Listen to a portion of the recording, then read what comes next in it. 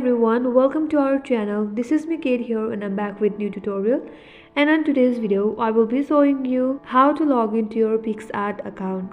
So without any further ado, let's get started with this video. First of all, on your device, open up the Picsart application. Once you open up, you will land on this interface. Now in order to sign in, at the bottom of this screen near already have an account, you will get a link that says sign in. Tap on there.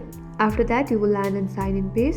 Now here, enter your username or email associated with your Picsart account.